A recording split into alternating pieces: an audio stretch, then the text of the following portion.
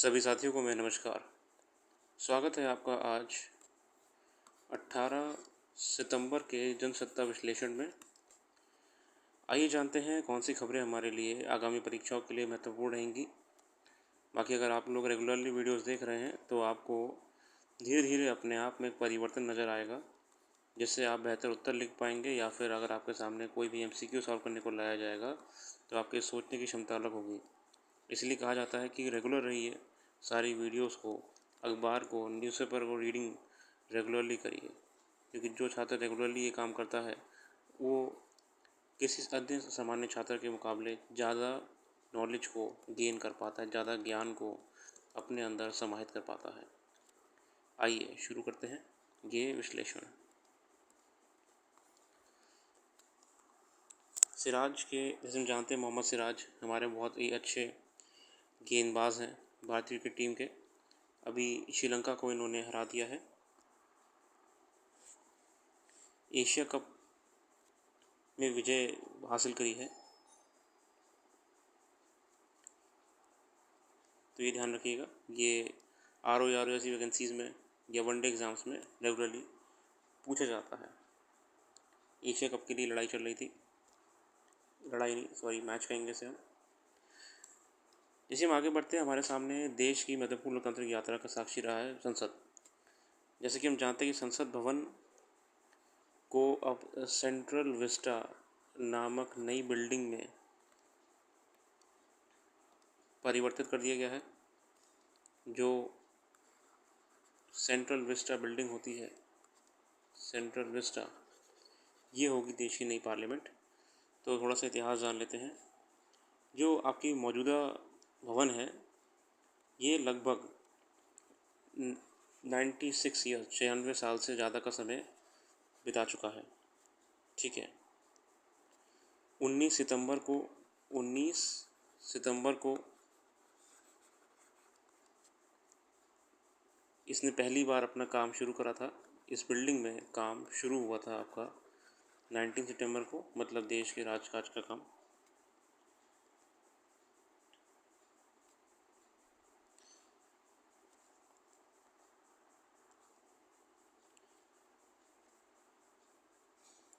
तो जो हमारी संसद भवन है पुरानी वाली, इसका इनॉग्रेशन साथियों लॉर्ड इरविन ने करा था। लॉर्ड इरविन ने, ठीक है, 1927 में। ठीक है, और जानेंगे इसके बारे में। तो यहाँ पे संविधान सभा की बैठक भी हुई थी। ठीक है। इसके साथ ही साथ इसका जो पुराना नाम था, जो हम बात कर रहे हैं आपके, से जो पुराना नाम था आपका, वो था काउंसिल हाउस। ये जो कुछ की पॉइंट्स हैं जो आपके डायरेक्टली स्टेट पे काम आएंगे, मैं आपको वही बता रहा हूँ। काउंसिल हाउस इसका पहले नाम था।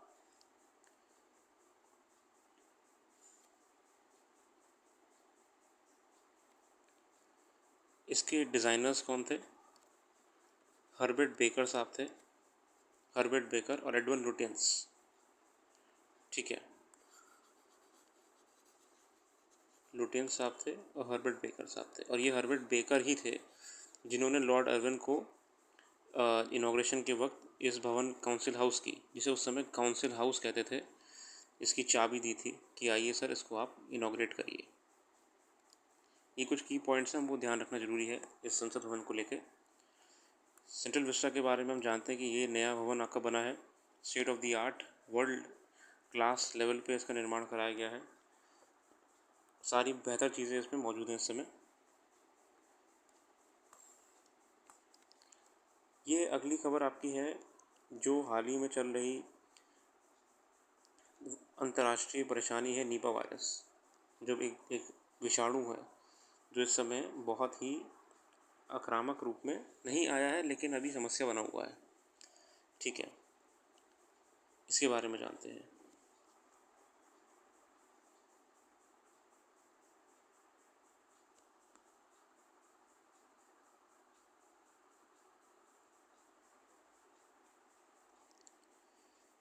सबसे पहले तो हम बात करेंगे कैसे ज़ीका वायरस ने भी इस समय प्रशासन को सतर्क कर दिया है। ज़ीका वायरस ने भी, जो कि इसमें से रिसेंट केसेस आपके महाराष्ट्र में पाए गए हैं। महाराष्ट्र में जीका वायरस के केसेस। जीका वायरस बेसिकली अगर हम जाने तो ये एडीज़ मच्छर के काटने से फैलता है और इसके मामले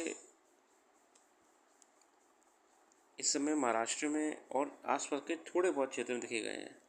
और वहीं पे जो नीपा वायरस की बात कर रहे हैं हम, नीपा वायरस की बात, ये इस समय केरला में इसके मामले आपके सामने आए हैं। और जो भी केरला में मामले आए हैं उसमें इसका जो सोर्स है वो बैट्स को कहा गया है, चमगादड़।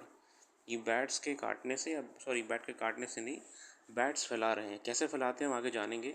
हमने आगे छोटा सा डायग्राम भी बनाया हुआ है कि बैट्स कैसे फैलाते हैं इस वायरस को।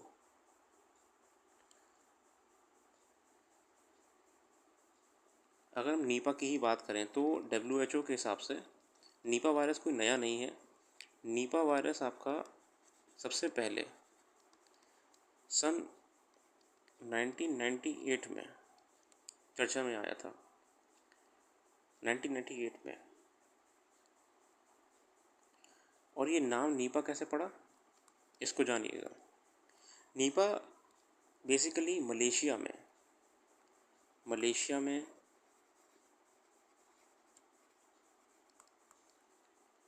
नीपा या सुगाई नीपा गांव है इसके नाम पे।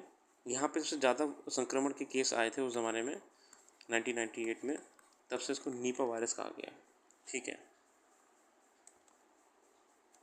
और उस टाइम पे ये जो वायरस था ये बेसिकली जो पिग होते हैं, सूअर, ये उनसे फैला था। इसका मतलब क्या है कि नीपा वायरस सिर्फ चमगादड़ों से नहीं फैलता है, ये जानवरों से फैलता है। ठीक है। उस ज़माने में पिग से फैला था, ये जाना ज़रूरी है हमारे लिए। नीपा वायरस को फैलाने के पीछे आप बिल्लियाँ भी ये काम कर सकती हैं, कुत्ते भी ये काम कर सकते हैं, वायरस फैलाने वाला काम जो है आपका, और ये महामारी संक्रमण बन सकता है। ठीक है। 2000 अगर हम बात करें कि क्रोनोलॉजी की, तो 1998 के बाद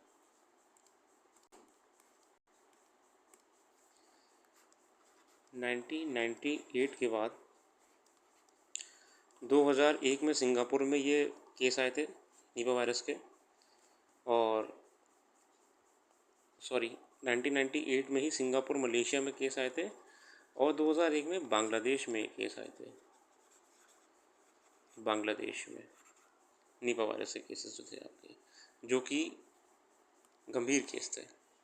ठीक है।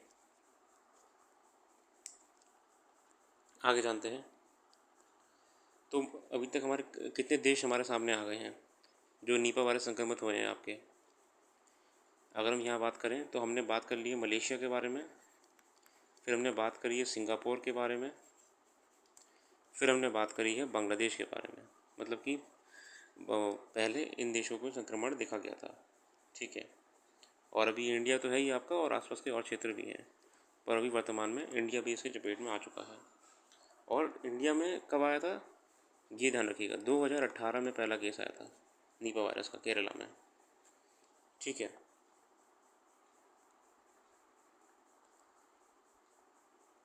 आगे जानते हैं।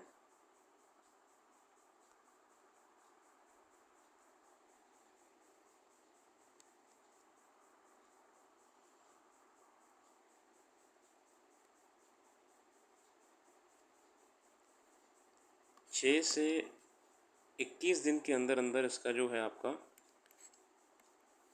संक्रमण ये पूरी तरह फैल जाता है 6 से 21 दिन के अंदर अंदर, और अपना असर दिखाना शुरू कर देता है। ठीक है। जो कि बहुत ही घातक होता है किसी व्यक्ति के लिए। बहुत दवाइयाँ फेल हैं इसके सामने। ठीक है।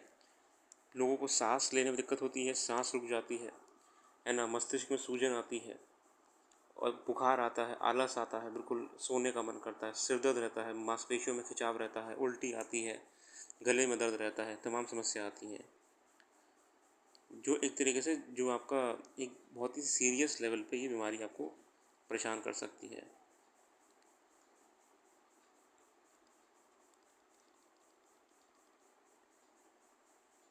इससे अगर ब्रेन को बहुत नुकसान पहुंचता है, ब्रेन को डैमेज होता है बहुत इससे। और ये कहीं ना कहीं आपका एनसीफिलाइटिस से जुड़ा हुआ है, जो बीमारी होती है एनसीफिलाइटिस उससे जुड़ा रहता है, लिंक होता है ये। नीपा वायरस के अगर हम इलाज की बात करें तो इस समय नीपा वायरस का प्रॉपरली कोई इलाज नहीं है। बस जो इसके साइड वाले जितने वो होते हैं फैक्टर्स, इनको ही कंट्रोल करने का प्रयास करा जाता है। नीपा वायरस का एग्जैक्टली कोई इलाज नहीं है, जो इसके साइड वाले फैक्टर्स हैं, बुखार को कंट्रोल करा जाता है, ठीक है, और हेडेक है तो हेडेक कंट्रोल करा जाता है, सांस रुक रही है तो सांस को कंट्रोल करा जाता है, ये मेडिकेशन होती है, ठीक है। अभी जो फिर भी साइंटिफिक तौर पे इसका इलाज इस समय अच्छा इस्तेमाल करा जा रहा है वो है मोनोक्लोनल एंटीबॉडीज़, जो कि भारत ने इस समय ऑस्ट्रेलिया से, अगर आप करंट अफेयर्स रेगुलरली फॉलो कर रहे हो तो मोनोक्लोनल एंटीबॉडीज़ अभी ऑस्ट्रेलिया से हमने इसके 33 वायल लिए थे, 33 वायल्स लिए थे। हाँ, मोनोक्लोनल एंटीबॉडीज़ जो इम्यूनोथेरेपी होती है, इससे इसमें जो बहुत जल्दी पॉजिटिविटी दिखाई देती है और इसका जो असर कम होने लगता है, ठीक है। इसमें इतना ही है। जो जो फैक्ट्स आपको बताए गए हैं, मलेशिया, सिंगापुर, फिर बांग्लादेश, फिर आपका अन्य जगहों पे तो आपको इसको रिकॉर्ड करा ही था। निपा वायरस का अगर हम संक्रमण की बात करें तो ये जैसे बैट होते हैं, अगर अपनी यूरिन गिरा दी इसने, मान लिए ये पेड़ों के बीच उड़ता हुआ जा रहा है, इसने यूरिन गिरा दी अपनी और वो नारियल पे गिरा दी, मान लीजिए आपने वो नारियल कंज्यूम कर लिया तो आपके अंदर आ गया। अगर इसने ब्लड गिरा दिया, जैसे मान लीजिए कहीं से ब्लड सक करके आ रहा था, मतलब कोई जानवर, इसी जानवर को मारा, कोई एनिमल को हंट करा है और ब्लड इसके पास लगा हुआ है, ब्लड गिर गया, ड्रॉप हो गया, मान लीजिए फूड के ऊपर गिर गया, या ये अगर उड़ते हुए जा रहा था तो इसने उड़ते उड़ते मान लिए सलाइवा इसको था, वो किसी सब्जी पर गिर गया, सब्जी को किसी पिग ने खा लिया, जो कि उस समय मलेशिया में केस आया था ये वाला, या फिर मान लीजिए सब्जी को किसी इंसान ने भी खा लिया, तो ये वायरस फैल जाता है।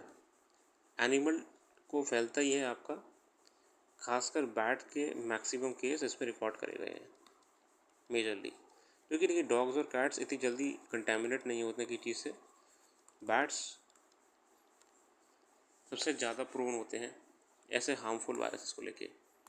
अगली खबर है विश्व चैंपियन नीरज चोपड़ा दूसरे स्थान पे, जो इस समय डायमंड लीग हमने, अगर आपको ध्यान होगा पिछले कुछ ही हफ्ते में बात करी थी, तो डायमंड लीग में नीरज चोपड़ा का जो स्थान है वो सेकंड हो गया है, जिन्होंने रिकॉर्ड बनाया था।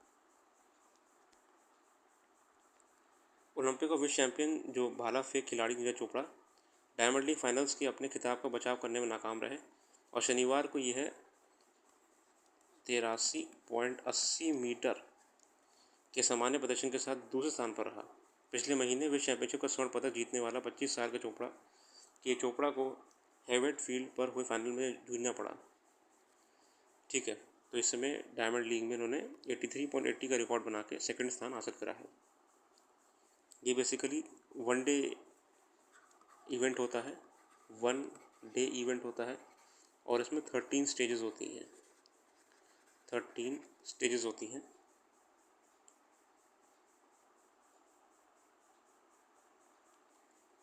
थर्ड रैंक पे कौन आया है? थर्ड रैंक पे आया है याकूब, ये चेक रिपब्लिक के हैं खिलाड़ी, इनका रिकॉर्ड है 84.24, जो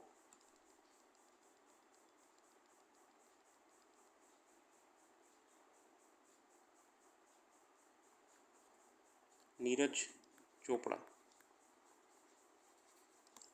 इनका रिकॉर्ड है 83.80, और याकूब जो है इनका रिकॉर्ड है 84.24, ये चेक रिपब्लिक के हैं, ठीक है।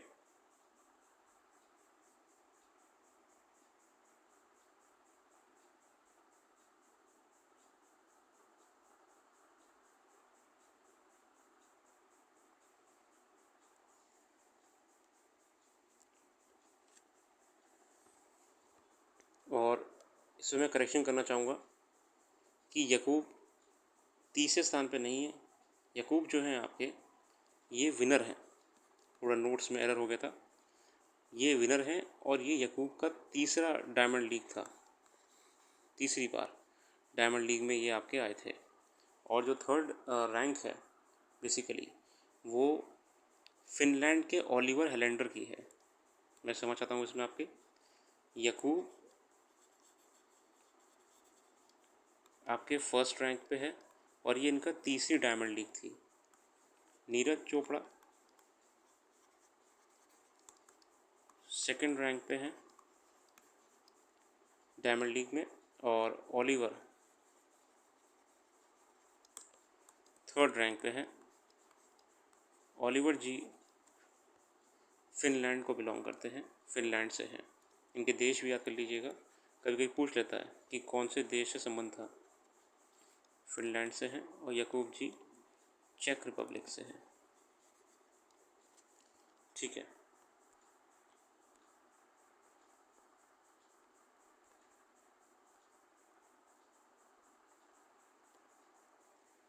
इसके साथ खेल जगत की एक और खबर जो हमारे सामने आती है वो है कि डेविस कप को रोहन बोपन्ना जो खेल रहे थे डेविस कप, अपनी रिटायरमेंट ले लिया है। रोहन बोपन्ना ने क्योंकि बम्बीरी के साथ रविवार को यहाँ पुरुष युगल में सीधे सेटों के आसान जीत दर्ज कर डेविस कप में अपने करियर का शानदार अंत किया, जिसमें भारत ने मोरक्को के खिलाफ विश्व ग्रुप 2 के मुकाबले में बढ़त हासिल की। तो बोपन्ना जो हैं आपके उन्होंने अपना कहीं ना कहीं करियर अपना यहाँ पे एंड कर दिया है। टेनिस में होता है डेविस कप। रोहन बोपन्ना जी ने भारत को आगे बढ़ाया है मोरक्को के खिलाफ और अब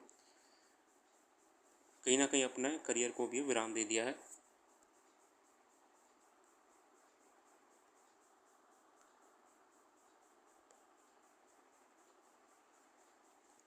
एक और जो स्पोर्ट्स संबंधित खबर है वो है आपकी कि हाल ही में होंजो में होने वाले जो आपके एशियन गेम्स हैं उसमें ध्यान रखिएगा कि ये कहाँ पे हो रहे हैं एशियन गेम्स, और भारत उसके लिए क्या तैयारियां कर रहा है। हम इस पे कल आएंगे इस बारे में, और कौन सी टीम्स जा रही हैं। और होंजो में हो रहे हैं, तुमको पता ही है होंजो कहाँ किस प्रांत में पड़ता है। अन्य अन्य बारीकियाँ इससे संबंधित आपको जानना ज़रूरी है। ठीक है, आगे देखते हैं। यूनेस्को की विश्व धरोहर में शांति निकेतन शामिल। जी हाँ, शांति निकेतन ये आपका पश्चिम बंगाल में। क्या आप लोग सोच सकते हैं कि शांति निकेतन किस लिए प्रसिद्ध है? ये जो आपकी धरोहर है ये क्यों हर किसी के नाम पे ज़ुबान पे रहता है? ये शांति निकेतन रविंद्रनाथ टैगोर जी से संबंधित है। रविंद्रनाथ टैगोर।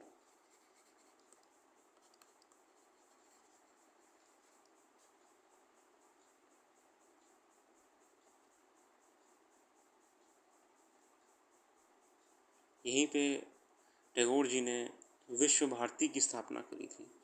विश्व भारती, ठीक है। पश्चिम बंगाल के बीरभूम जिले में स्थित है। कहाँ पे स्थित है? बीरभूम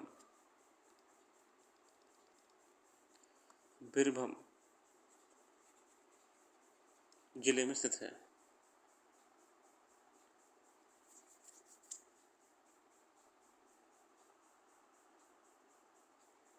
तो ये करंट अफेयर्स के ज़रूरी है जानना कि शांति निकेतन को हाल ही में शांति निकेतन गृह कहते हैं इसको बेसिकली, इसमें जोड़ा गया है। ये इसमें मंदिर भी है, ये टेंपल भी है इसमें जिसमें लोग आराधना करते हैं, और ये एक घर भी है एक तरीके से। अब तो घर नहीं है, अब ये सिर्फ एक म्यूजियम की तरीके से होता है। बहुत ही अलग ऊर्जा है इस जगह पे, शांति निकेतन पे। ये है शांति निकेतन।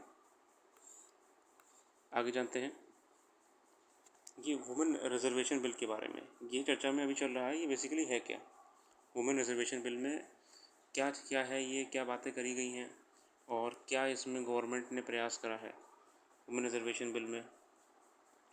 जैसे कि हम जानते हैं कि वुमेन रिजर्वेशन बिल हाल ही में आज जो पार्लियामेंट के स्पेशल सेशन में पास करा गया है, जिसकी चर्चा कल भी हो रही थी इसको लाने के लिए, और इसको सफलता के साथ पास करा गया है। जिसका मेन मुद्दा था कि पार्लियामेंट में जितनी भी आपकी रिप्रेजेंटेटिव्स हैं, इसमें महिलाओं को, जो वुमेन हैं, इनका पार्टिसिपेशन बढ़ाना है। ठीक है।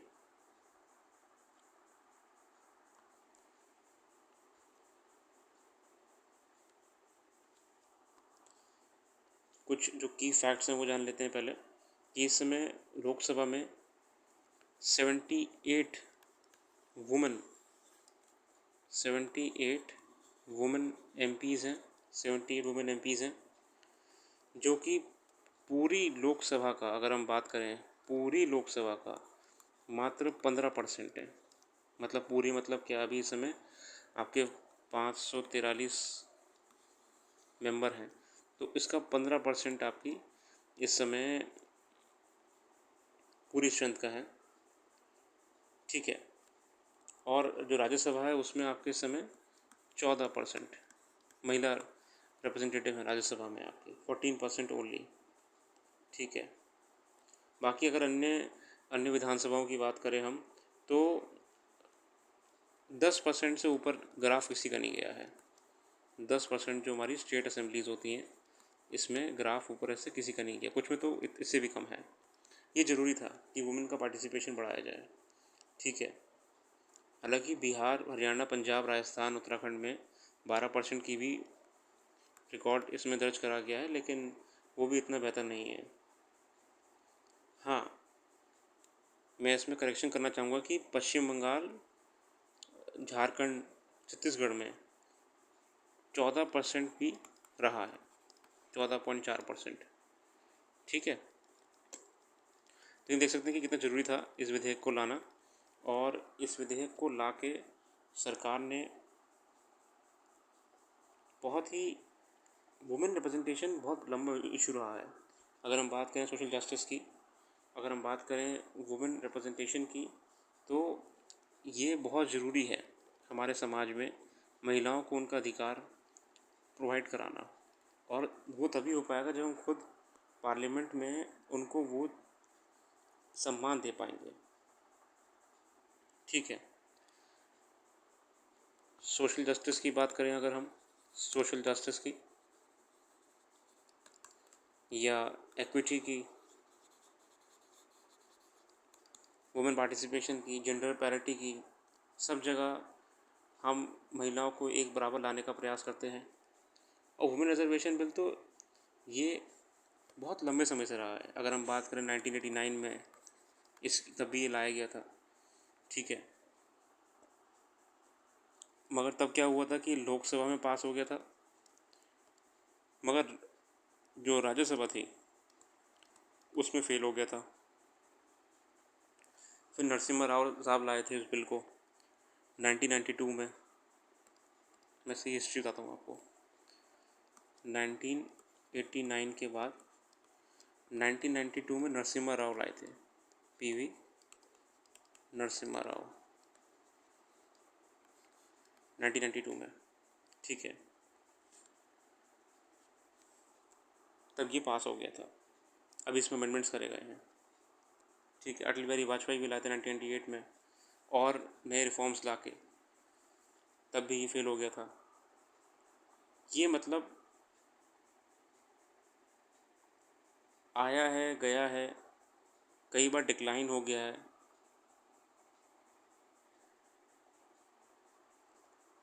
ये हिस्ट्री इसकी रही है। 2014 में भी इसको लाने की बात करी गई थी। और अभी जो इस बिल में हम देखते हैं, अगर मैं इस बिल के की पॉइंट्स देखें हम, वुमेन रिजर्वेशन बिल के जो अभी पास करा गया है आपका, तो इसका मेन उद्देश्य यही है कि पार्लियामेंट में जो रिप्रेजेंटेशन है महिलाओं का, वो पुरुषों के बराबर रखना, या फिर जहाँ पे उनको हक है, चाहे वो ओबीसी, एससी, एसटी कम्युनिटी की हो या कुछ भी हो, उनको उनका हक देना। ठीक है। 33% रिजर्वेशन की बात करी गई है इसमें, और मैं इसमें कुछ की पॉइंट्स और ऐड करना चाहूँगा। देखिए, ये पूरे बिल में जो बातें कही गई हैं वो बहुत सारी हैं, तो आप उसमें जो पहुँच भी जाएंगे तो इतनी गहराई में जाने की ज़रूरत है नहीं, हम सिर्फ की पॉइंट्स पर आएंगे इसका। ठीक है। इस रिजर्वेशन को, जैसे कि हम जानते हैं, हर रिजर्वेशन की एक अवधि होती है। इस रिजर्वेशन की अवधि जो 15 साल 15 ईयर्स तय करी गई है, उसके बाद से फिर से निर्णय लिया जाएगा कि क्या करा जाए क्या नहीं करा जाए। 33% रिजर्वेशन लोकसभा में और स्टेट असेंबलीज में। ठीक है। अगला पॉइंट, 1/3 सीटें जो हैं of total member reserve for SC ST women. ठीक है।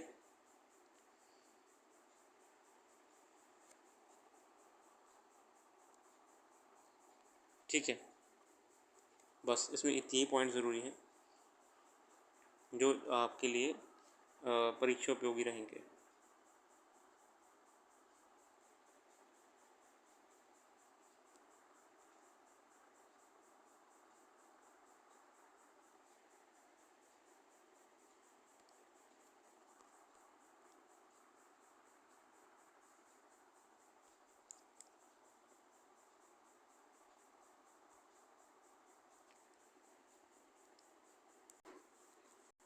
बाकी जो भी इस समय जो डिस्कशन आपके साथ कर रहा हूँ मैं, ये स्ट्रिक्टली जितना ज़रूरी है उसके बेसिस पे है।